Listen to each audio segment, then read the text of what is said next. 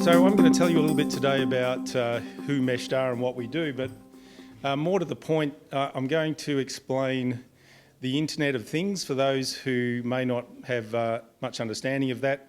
I'm not going to be too technical. If I do get too technical, I'm sure somebody will stick their hand up and ask me a question and drag me back, so please feel free to do that. So hopefully at the end of this you'll have seen a few different use cases that we've been involved in, and I'm going to try and explain to you the concept of the Things Network, which is what Southern Grampians Council and more than 36 other Australian councils are using as a baseline, if you like, as a founding technology for their IoT Internet of Things ambitions. Okay. So why are farmers and councils and in fact many different types of organisations around the world using LoRaWAN? Now LoRaWAN is a technology that is an enabler for the Internet of Things. It's a network, it's a radio network, wireless network. And everyone always asks me, why is it spelt like that? And what does that mean? LoRa is a technology alliance of many big tech companies. They decided the thing that was holding back the adoption of IoT was that everyone had their own little proprietary network, one for water metering, one for soil moisture probes, one for weather stations, and that was just slowing down the whole process. So what they agreed to do was to come up with an international technology standard, and that standard is LoRaWAN. The LoRa part is a contraction of two words, long range, WAN, wide area network. So long range wide area network is LoRaWAN. And there's other competing technologies. I'm not here to say that LoRaWAN is, well, I probably am because we use LoRaWAN exclusively, so I probably am going to tell you it's the greatest, but there is other technologies out there, so it really is a case of horses for courses, and I don't think any of these technologies that you might hear about in the IoT space are going to be all things to all people. There will be mixtures of this technology, and at the end of the day, most people just want the data and the insights. So in some respects, the technology can be a bit irrelevant to the user because they want the insights. But this LoRaWAN and the Things Network is one of those ways of getting the data. So, people got sick of having all these different RF networks. They like the range that they can get out of LoRaWAN, so the long range bit is about anywhere from 2 kilometres in a really dense urban environment to up to 20 or 30 kilometres in a really flat sort of agricultural environment. They like that it's an open standard. That means that anyone can build a product to go on this network, and it's not restricted to one company's proprietary technology. And they like the fact that there's a free option, that they can access this network, as you can here in Hamilton or around this surrounding Greater Hamilton region, for nothing. Okay, so what does IoT look like? It's really just the ability of everyday objects to supply data and information about themselves or their surroundings. So if you take something like the level sensor, which is up under a bridge in the picture there, I've got one here. Most of this device is a great big battery. Now in a low power network like LoRaWAN, something like this can sit under a bridge for 5 to 10 years without anyone needing to replace or recharge a battery. That's a game changer. That really changes the maintenance cost of running these kinds of networks and getting that kind of data. Or it could be a soil moisture probe. You know, we saw out in the farms yesterday, soil moisture probes, we saw lots of weather stations, tank monitors. These are the things on the Things Network. And they range in cost from only a couple of dollars. You can build your own sensor for a very small amount of money if you've got the technical capability, right up to really sophisticated air quality and water quality sensors that can be thousands and thousands of dollars.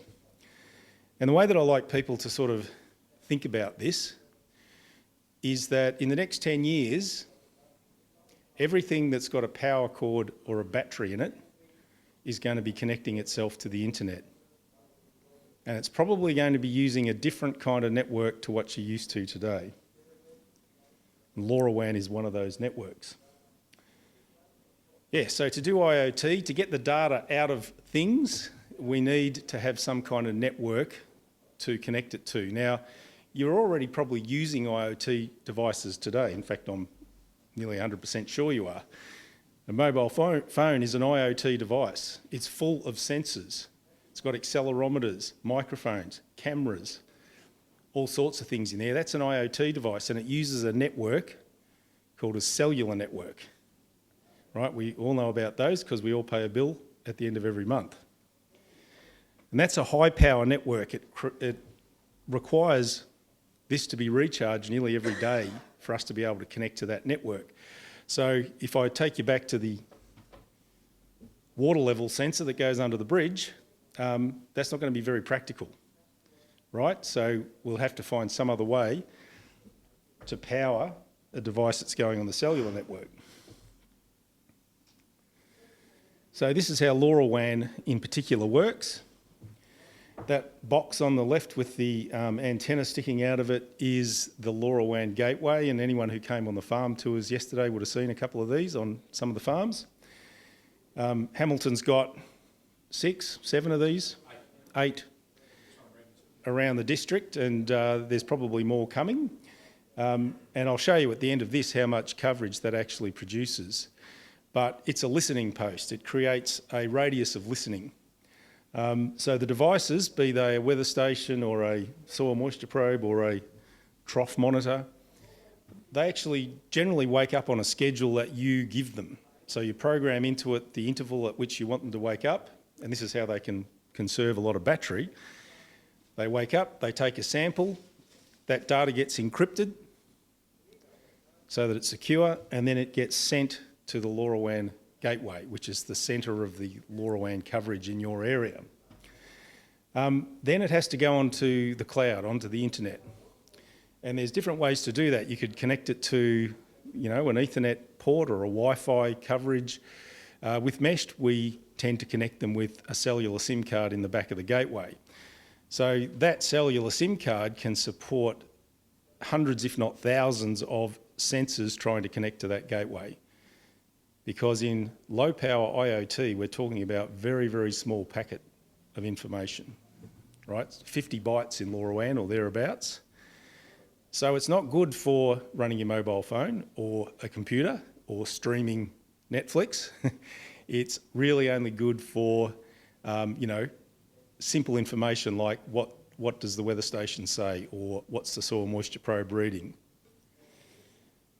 Now, I won't spend a lot of time on the Things network just yet. I'll do that in a minute, but that is the network server. So in LoRaWAN, you have lots and lots of gateways, which are the sort of the local area network for the sensors. And then that all goes off to a central server, in this case, the Things network, and that's just a traffic director, right? So it's taking your packet of information. You've already told the Things network where you want it to go when you register your sensor, and it just sends it there, all right? And in this case, it's disruptive because they don't charge you anything to do that. And I'll get to that in a minute because I know what you're all thinking. How can it be free? And that generally goes off then into your analytics package or your farm management package or your database. So a couple of the features we've talked about already. It's very scalable. The technology is so well designed that when you get to a point where you've got too many sensors in one local area and you start to get contention on the network or collisions, you can just drop in another gateway, and they don't cost much, nearby, and all of the sensors that are closer to that gateway will automatically redirect themselves to talk to that gateway. So just by dropping in another piece of hardware, you can pretty much double the capacity of that local area. Yeah, and the good thing about it being an open market is the technology tends to be quite cheap, and there's a lot of downward pressure on prices because everyone's building to this same standard. We're seeing that a lot with sensors. They started off really, really expensive and they're becoming cheaper and cheaper. Okay, so what are people doing with LoRaWAN technology? There's a booth here from AgriAce, Scott Glover. We've done a bit of work helping him to develop this product. It's an electric fence monitor. A few people that we spoke to yesterday on the farms put their hand up and said, hey, this would be really, really handy. If we could tell where the breaks were in our electric fence and that there was a problem, man, that would save us some sleepless nights. Of course, I'm going to highlight our hosts here, who have the distinction of winning the Municipal Association of Victoria's Award for Excellence. And this was just the initial stage of the network on the map there. They've now pretty much doubled that coverage. And seeing as this is a farming agriculture stream in this room today, I'm going to tell you a bit about some of the work that we've been doing with New South Wales Department of Primary Industry. Mesh put in a competitive tender to set up some smart farms, LoRaWAN smart farms, and initially they gave us 3, and then they kicked out the other vendor and gave us all 6, which was nice. But the point of this trial, and here are the locations all around New South Wales, DPI in New South Wales have got 20 or so research farms. So what they wanted to do was they really liked this idea of LoRaWAN being able to cover large areas. They want to trial it and make sure it's fit for purpose, and they have been doing that. And then they wanted to trial a whole bunch of different agricultural use cases. So I think there's about 25 different types of sensors that we're providing them as part of this project. And what they're trying to do is build models that farmers can adopt at the lowest possible cost, as well as provide them with research data for their researchers. So here's some of the use cases, and I won't read all of them out, but they're probably fairly typical of what most farmers would want to do, a lot of the ones that we saw on the farms yesterday.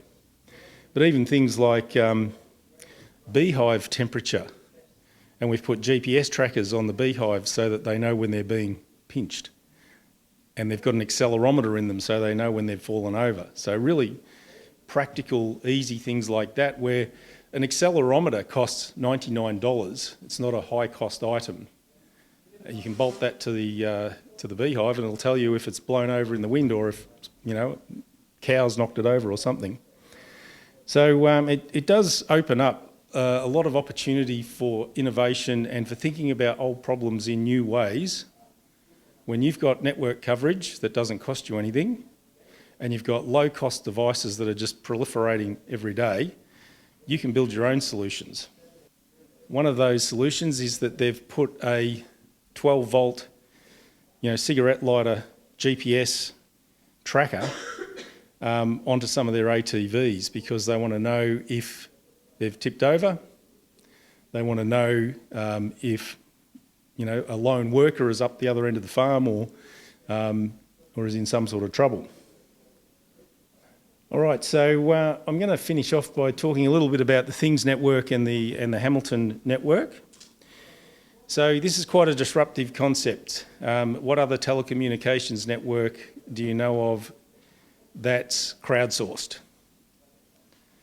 So what this means is that any person on the planet can go out and buy a bog standard LoRaWAN gateway, and we saw some of those yesterday on the farm tours.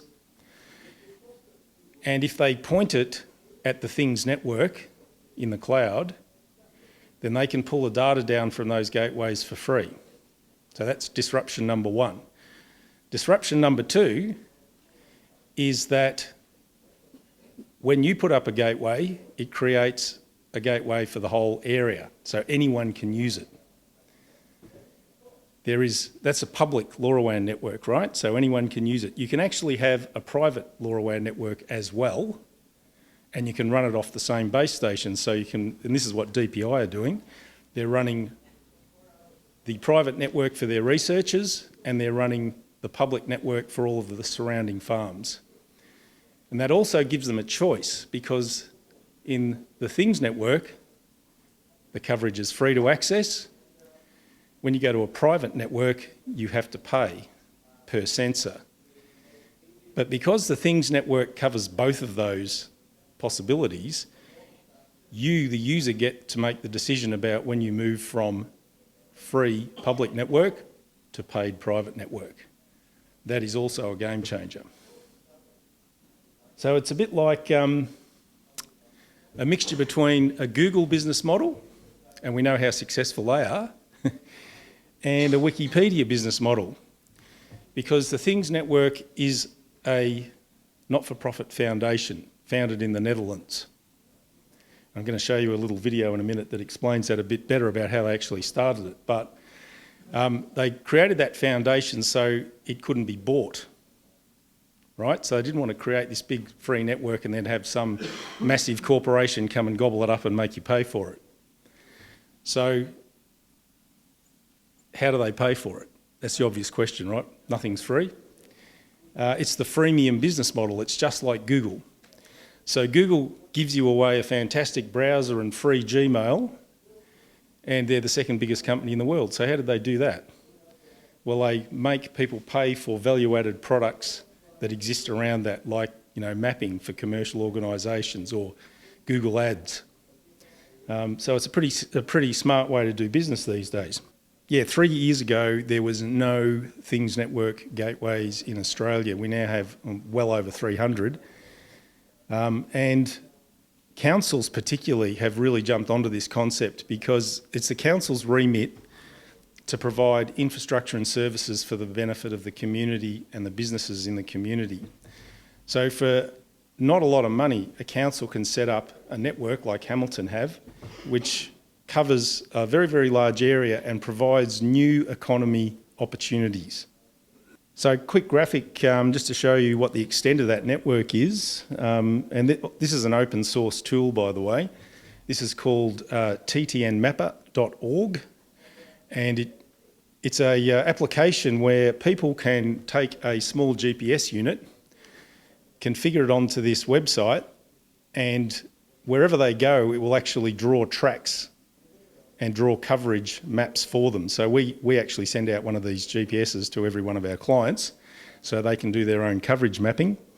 But as you can see, Mount Bainbridge, which is 3 or 4 kilometres out the road here, Hugh, sort of to the northeast, that's got a comms tower on it that Southern Grampians have access to, and that's where this particular gateway is, so the one in the middle there. And as you can see, because that's up nice and high, that creates a very large radius of coverage.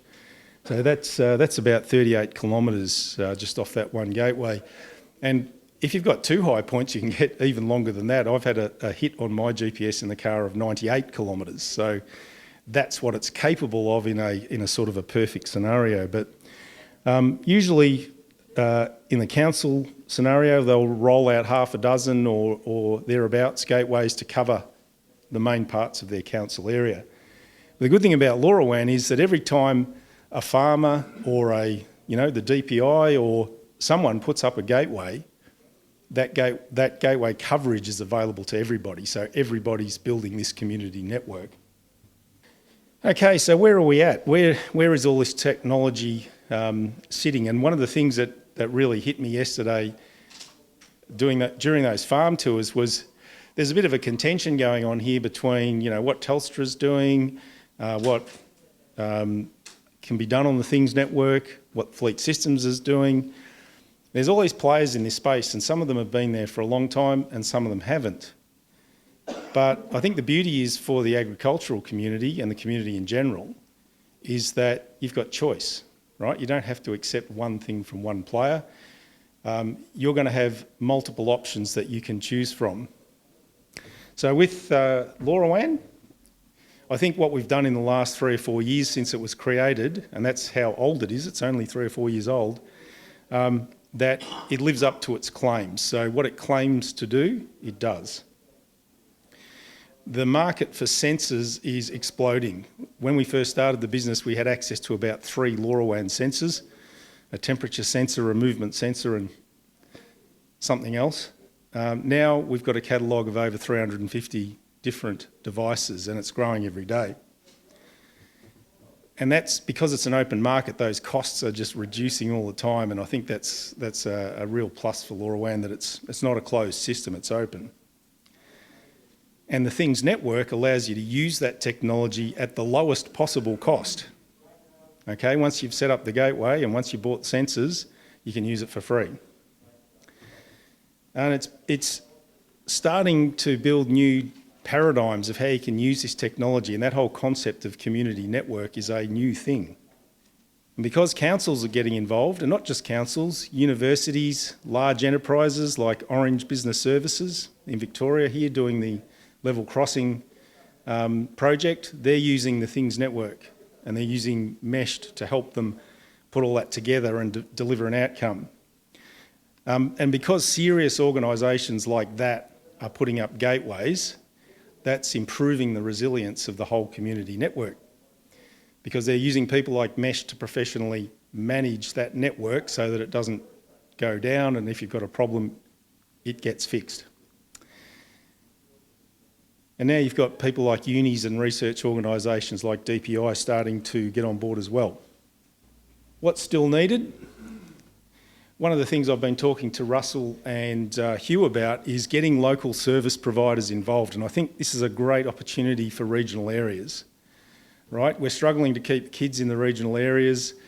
The farmers themselves are telling us that they're finding it hard to access these precision ag skills. There's just not enough people who do it. So by bringing the cost of this technology down, that really makes it accessible. You can start bringing it into schools. People can go out and buy really cheap hardware and teach kids how to program it, how to build sensors themselves, how to pull the data down into dashboards, and then start playing with the data. One of the things that really impressed me about, I think it was Wild Eye that we saw yesterday, they've been in the market for a long time. So they've, I think, had 17 years experience, is that right? Yep. That's a mature technology, right? So what those guys are selling is great. They've put an ecosystem together, they've had lots and lots of experience running it. And so the ecosystem is pretty seamless for the user, and that's what people like. In a lot of cases, we're not quite there yet with LoRaWAN, so the ecosystem is still evolving. So we're talking to Jono at the local JCAR to be the local service provider for this Greater Hamilton region. So a farmer can go and talk to Jono about, if they can't use the council coverage for some reason, they can put in their own. They can buy sensors from him, and he will help put the dashboard together and get the data flowing into it so that you can run around on your farm with your phone, looking at all the different aspects. Yeah, and I think the other thing is that some of the agronomy platforms that exist don't yet ingest this data flexibly enough. But that's going to come, because this is the cheapest way for them to ingest data. And what they need in their platforms is good data. And the other thing we need is more curious farmers who are willing to stick their hand up and say, hey, I want to give this a shot. So that's what we're all about, trying to encourage. So that's really it. I just wanted to take you through that and to leave you with the message that this technology is here, it's real, it's different, and you now have new ways to solve old problems.